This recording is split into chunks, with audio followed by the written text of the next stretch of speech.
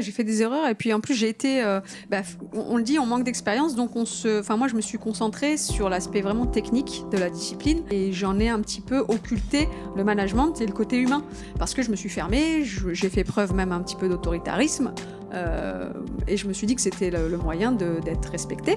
Au départ, on va dire, j'avais 80%, voire 90% de mon temps qui était consacré à la préparation des entraînements, à la préparation des matchs, vraiment dans le technique, et 10-20% sur l'humain. Et du coup, ça s'est totalement inversé aujourd'hui.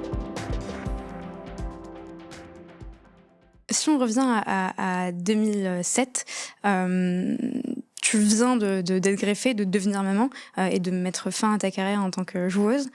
Encore une fois, telle l'histoire du foot français au bout du fil, puisque Louis Nicolin t'appelle et te fait une proposition exceptionnelle à laquelle tu ne t'attends pas.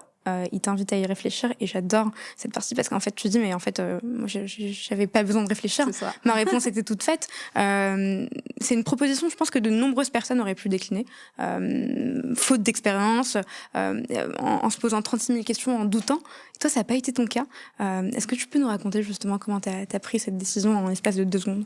Moi, il m'a lancé ce défi-là. Pour moi, c'était c'était me permettre de nouveau d'aller chercher au fond de moi et de me surpasser, de me remettre en question et voilà, d'avancer. Donc c'était pour moi, ça a été un oui, évidemment. En plus, c'était mon club de cœur, mon équipe de cœur. Voilà, j'ai passé beaucoup d'années et j'ai vécu tellement de belles choses à Montpellier que j'avais envie de continuer à vivre ce genre de choses, même si c'était sur le banc, et puis rendre un petit peu l'appareil au club pour ce qu'il m'avait permis de faire avant, parce que le club, c'est vrai qu'il m'avait toujours soutenu, que ce soit pendant la grossesse, pendant la maladie.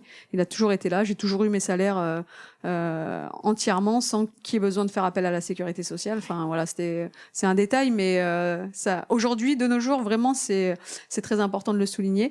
Donc ouais, j'ai relevé ce défi-là et je remercie encore aujourd'hui Louis Nicolin de me l'avoir offert.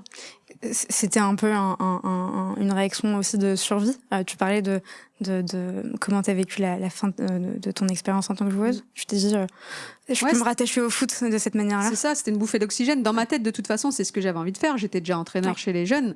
Maintenant, je n'étais pas forcément prête pour le faire tout de suite. Et donc, il y a eu un moment de doute, certainement, où je me suis dit, est-ce que je suis prête? En plus, c'est les copines avec lesquelles je jouais encore il y a moins d'1 an. Mais voilà, je me suis dit ouais, en fait c'est une source de motivation supplémentaire, c'est encore une difficulté supplémentaire. On va essayer de relever ça. Et il y a j'ai écouté une interview que je t'enverrai d'ailleurs, je suis sûre que ça t'intéressera, de Patrick Mouratoglou, qui est un coach de tennis, qui a notamment coaché Serena Williams, et qui dit que la meilleure chose qui lui soit arrivée en tant que jeune coach de tennis ces premières années, c'était son manque d'expérience. Parce qu'en fait, il dit quand on est formé, on a envie de scolairement reproduire des choses. Quand on l'est pas, on fait plus appel à la logique du bon sens. Et ça nous permet finalement de développer certaines choses. Je pense que ça doit te parler. Ouais, après, avec du recul, je sais que j'ai fait pas mal d'erreurs quand même. Je le reconnais. Et pour ça, j'ai discuté aussi avec Ouda, notamment. Et des erreurs, sur le moment, je m'en rends pas compte.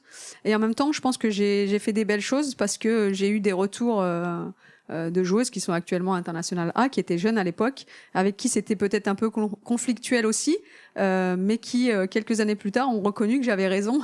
Elles ont compris. Oui, elles ont compris, tout à fait. Et j'ai trouvé ça top qu'elles me le disent, parce qu'elles auraient pu le garder pour elles, et elles sont 3-4 dans ce cas-là.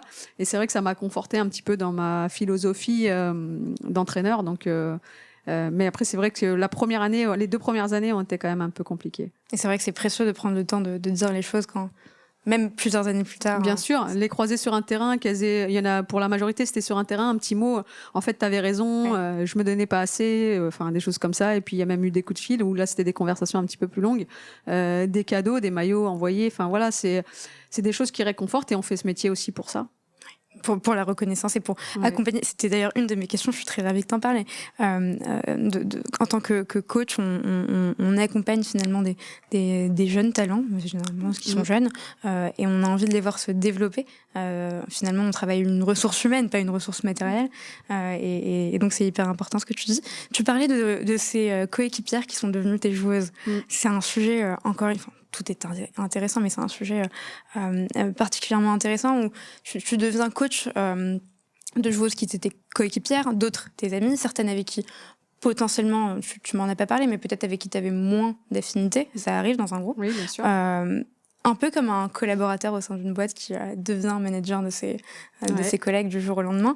En tant que nouvelle coach, il faut asseoir sa légitimité en tant que leader, mais aussi en tant qu'expert technique. Il faut définir de nouveaux codes, définir un nouveau cadre sans pour autant braquer ses joueuses. Ce que j'adore dans ta manière d'en parler, j'ai écouté quelques-unes de tes interviews, c'est que tu en parles très honnêtement. Tu dis, j'ai fait des erreurs. Ah ouais, j'ai fait des erreurs et puis en plus j'ai été, on le dit, on manque d'expérience, donc moi je me suis concentrée sur l'aspect vraiment technique de la discipline, leur proposer des séances attrayantes, attractives, ludiques et en même temps voilà qui leur permettaient de progresser. Donc j'étais vraiment très concentrée sur le technique, sur le sportif et j'en ai un petit peu occulté le management et le côté humain parce que je me suis fermée, j'ai fait preuve même un petit peu d'autoritarisme. Et je me suis dit que c'était le moyen d'être respectée.